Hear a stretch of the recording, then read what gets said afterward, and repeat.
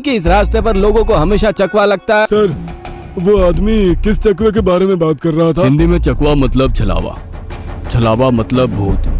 कहते हैं जो लोग रात में सफर करते हुए मरते हैं उनकी आत्मा छलावा बन जाती है। और यात्री रात भर उसी जगह पर बार बार घूमते हैं। वो तब तक रास्ता भटकते हैं जब तक सूरज ना उगे। जैसे ही सूरज उगता है उनकी ताकत कम हो जाती है। मेरे कुछ ड्राइवर दोस्त हैं, उनको भी छलावे ने पकड़ लिया था। कहते हैं छलावा बस उन्हीं यात्रियों को पकड़ता है जो थके हुए होते हैं, क्योंकि उन पर हावी होना बहुत आसान होता है ना। नहीं सर, छलावे होते हैं और कुछ छलावे तो जानलेवा भी होते हैं। मेरे दादाजी को छलावे ने इतना परेशान किया था कि मरते मरते बचे थे। विजय मामा, बस कौन से जंगल में है? होगी किसी जंगल में। नहीं मामा, हम वापस उसी जंगल में पहुंच गए हैं जहाँ पर बस के सामने जंगली सुअर आ गए थे। सर, अभी इस छलावे से कैसे निकले? मैंने सुना है कि छलावे से बाहर तभी निकल सकते हैं जब सुबह हो जाए। इसका मतलब हमें रात भर इसी सड़क से गुजरना होगा। सर, आगे एक गांव आया है। ये तो मेरा गांव है, लेकिन हम यहाँ इतने जल्दी कैसे पहुँचे? इस कहानी के लेखक हैं धीरज कुमार सालुंके। ये आपका गांव नहीं है सर, छलावा है। आपके मुंह से बोरगांव का नाम सुनकर छलावा हमें बोरगांव दिखाकर गुमराह कर रहा है। लेकिन अच्छा हुआ बोरगांव आ गया। मुझे लगता है कि हमें यहाँ पर सुरक्षित जगह ढूंढकर छिप जाना चाहिए। और सुशील सर के घर से ज्यादा सुरक्षित किसका घर हो सकता है? लेकिन सर, छलावे में एक जगह पर रुकना खतरे से खाली नहीं है, और छलावा खुद में ही खतरा है। वो खुद में सुरक्षित जगह कैसे रख सकता है? तुझे मेरे से ज्यादा पता है क्या? बचपन से मैं भूतों के बारे में सुनते और पढ़ते आया हूँ। तू तय रहा। विजय मामा, बस सुशील सर के घर की तरफ ले चलो। सुशील सर ने ड्राइवर को अपने घर का रास्ता दिखाया, लेकिन तभी उन्हें उनके गली में लोगों की भीड़ दिखाई दी। बस आगे नहीं जा सकती थी, इसलिए उन्होंने बस दूर ही खड़ी कर दी। भीड़ में खड़े लोग जोर जोर से रो रहे थे और भीड़ का रुख सुशील सर के घर की तरफ ही था। भीड़ के रोने की आवाज सुनकर वे सभी लोग डर गए। सुशील सर बस से उतरे और भीड़ में घुस गए। उनके पीछे पीछे सभी भीड़ में घुस गए। वह सभी भीड़ को चीरते हुए सुशील सर के घर के सामने जा पहुंचे और आगे का नजारा देख उनकी रूह कांप उठी, क्योंकि जमीन पर खून से लथपथ 4 लाशें पड़ी हुई थी। और वो लाशें थी सुशील सर के बीवी बच्चे की और उनके माता पिता की। उन सभी की किसी धारदार हथियार से गला काटकर हत्या कर दी गई थी। खुद के परिवार की लाशें देखकर सुशील सर का दिल सहम गया और वो रो पड़े। ये क्या हो गया? किसने मारा उन्हें? उन्होंने रोते हुए एक आंख वाले बूढ़े आदमी से पूछा, आज तुम्हारे बीवी ने चाकू से तुम्हारे बच्चे का और तुम्हारे माता पिता का गला चीरकर उन्हें मार डाला और फिर खुद का गला काटकर खुदकुशी कर ली। क्या? लेकिन क्यों? उसने ऐसा क्यों किया? अरे तुमने ही उसे ऐसा करने पर मजबूर किया होगा, वरना वो तो बहुत ही समझदार और नेक दिल इंसान थी। क्या?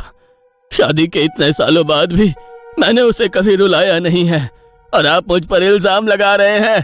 तुमने ही उसे ऐसा करने पर मजबूर किया है। ये लो चाकू और अपनी जान देकर अपने गुनाह का प्रायश्चित कर लो। वैसे भी तुम अकेले इस दुनिया में जीकर क्या करोगे? खुद की जान दे दो, वरना उनकी आत्मा को कभी शांति नहीं मिलेगी। न जाने सुशील सर को क्या हुआ, वो उस आदमी की बातों में आ गए। ऐसा लग रहा था कि वो उसकी बातों से वश में आ गए थे। उन्होंने वो चाकू अपने हाथ में लिया और रोते हुए बोले, हाँ हाँ, मैं प्रायश्चित करूंगा, मैं अपनी जान दूंगा। वैसे पास खड़े ड्राइवर ने उन्हें रोका। अरे सर, ये आप क्या कर रहे हो? ये सब छलावा है, आपका परिवार नहीं है। आपका परिवार घर पर सुरक्षित है। तभी एक आंख वाला आदमी बोला, तूने अगर एक लफ्ज भी आगे कहा तो तुम्हें पकड़कर गांव के बीचों बीच सूली पे चढ़वा देंगे। यह सुनकर ड्राइवर डर गया और चुप बैठ गया। सुशील सर ने जमीन पर बैठकर चाकू की धार अपने गले पर रखी। सर, ऐसा मत करिए, यह सब कुछ छलावा है, इसके चंगुल में मत फंसिए सर। लेकिन फिर भी सर होश में नहीं आ रहे थे, इसीलिए प्यून ने गुस्से में आकर उनको चांटा मारा। तब जाकर वो होश में आ गए और उन्होंने चाकू नीचे फेंक दिया। ये देख एक आंख वाला आदमी गुस्सा हो गया। भाइयों, इन लोगों को भीड़ से बाहर निकाल दो, इन्हें हम बाद में देखेंगे, पहले इस सुशील के बच्चे को पकड़ लो। ये सुनकर भीड़ में खड़े लोगों ने सभी को भीड़ से बाहर कर दिया श्रीकांत, विकास सर, प्यून और ड्राइवर भीड़ के अंदर घुसने की कोशिश कर रहे थे, लेकिन अंदर घुस नहीं पा रहे थे। सुशील सर के हाथ पैर बांधकर उन्हें जमीन पर बिठाया गया। सुशील सर अपनी जान की भीख मांग रहे थे। मुझे कोई बचाओ, विकास सर, पांडु मामा, मुझे प्लीज बचाओ, मुझे बचाओ। वो चिल्ला रहे थे कि तभी एक आंख वाले आदमी ने चाकू से सुशील सर का गला काटा और उनका सर धड़ से अलग कर दिया। उसने उनका सर हाथ में पकड़ा और भीड़ के बाहर हवा में फेंक दिया। वो सीधे श्रीकांत और श्याम के सामने आ गिरा। वो दोनों चीखे। तब एक आंख वाला आदमी बोला, भाइयों, इन शहरी लोगों ने सुशील को बचाने की जरूरत की है, उन्हें भी पकड़कर उनका गला काट दो। वैसे भीड़ में खड़े लोग इन सब लोगों की तरफ मुड़े। वो गुस्से से इनकी तरफ देख रहे थे। तभी उन्हें बस के हॉर्न की आवाज आई। जल्दी से भागो, जल्दी करो। कुछ ही दूर बस में बैठे ड्राइवर मामा चिल्लाए। उनकी आवाज सुनते ही श्याम, श्रीकांत, विकास सर और प्यून बस की तरफ भागे। भीड़ उनका पीछा कर रही थी। ये सभी लोग जैसे तैसे बस में चढ़ गए। गांव वालों ने बस पर पथराव किया। बस के कांच टूटकर बच्चों के शरीर में उसके टुकड़े घुस गए, लेकिन उसमें से कोई भी नींद से जागा नहीं था, क्योंकि वो सब छलावे के प्रभाव से मोहित होकर सो गए थे। श्याम, विकास सर और श्रीकांत के शरीर में भी कांच के टुकड़े घुस गए थे। कुछ लोग बस के सामने खड़े होकर रोड से बस को तोड़ रहे थे कि तभी ड्राइवर ने उन पर बस चढ़ा दी और बस वहां से चल पड़ी। जैसे तैसे बस गांव से बाहर आ गई। हर कोई अपने शरीर से कांच के टुकड़े निकालने में लगा हुआ था। श्रीकांत अपने हाथ में घुसा कांच का टुकड़ा निकाल रहा था कि तभी प्यून वहां पर आया। भतीजे, रुक, मैं निकालता हूँ, वो बोला, क्योंकि श्रीकांत उनकी बहन का बेटा था। बस फिर से वापस जंगल में आ गई थी। न जाने कब वो छलावा उन्हें अपने गिरफ्त से छोड़ने वाला था। सुशील सर की अभी अभी मौत हो चुकी थी। हर कोई घबराया हुआ था। श्याम, अब बताओ हम क्या करें? अरे इसे क्या पूछना है? इसकी वजह से आज सुशील सर की जान चली गई है और हम सब मरते मरते बचे हैं। चुप हो जाओ। हमने उन्हें बचाने की कोशिश की, लेकिन मैं खुद अपने भावना को रोक नहीं सके और इसीलिए मारे गए। इसमें मेरी कोई गलती नहीं है। श्याम सफाई देते हुए बोला। लेकिन अब हम क्या करें? हमें बस सुबह होने का इंतजार करना होगा और बिना कहीं रुके बस चलाते रहना होगा। अरे लेकिन बस में इतना डीजल भी नहीं है कि सुबह होने तक चले। अगर बस का डीजल सुबह से पहले खत्म हो गया तो हम इस छलावे का शिकार हो जाएंगे। ये भी है।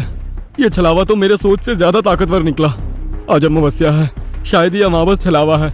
बुआ कहती थी कि छलावे के बहुत से प्रकार हैं, जिससे सबसे खतरनाक अमावस छलावा होता है। ये सिर्फ और सिर्फ अमावस की रात शिकार करने के लिए बाहर निकलता है। इसे अकेले 2 या 3 लोगों की शिकार करना पसंद नहीं है। जहाँ पर यात्री बहुत सारी संख्या में होते हैं, बस उन्हीं पर यह छलावा हावी हो जाता है। वो सबसे पहले सबसे ज्यादा कमजोर और सफर में थके हुए इंसान को ढूंढता है, उन्हें डर दिखाता है और जब उसकी डर से मौत हो जाती है तो उसके शरीर पर कब्जा करता है और बाकी यात्रियों के बीच में रहकर उन्हें गुमराह करता है। उन्हीं छलावे में बस घूमता रहता है और जब सभी यात्री थक जाते हैं तब उनका शिकार करता है। और मेरे हिसाब से हम जिस छलावे के चंगुल में फंसे हैं वो अमावस छलावा ही है और वो अभी हमारे बीच में ही है। श्याम डरावनी आवाज में बोला। यह सुनकर सभी के होश उड़ गए थे।